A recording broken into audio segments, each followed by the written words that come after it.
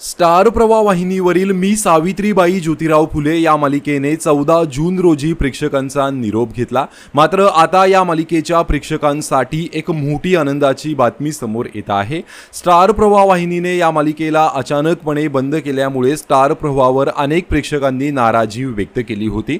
त्यामुळेच मालिकेचे निर्माते असलेले डॉक्टर अमोल कोल्हे यांनी देखील ही मालिका बंद होऊ देणार नाही असं सांगितलं होतं।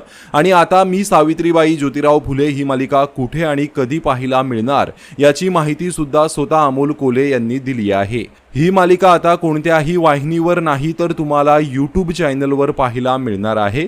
येत्या 20 जून पासून मी सावित्रीबाई ज्योतिराव फुले ही मालिका तुम्हाला मराठी वारसा या YouTube चॅनलवर पाहायला मिळणार आहे।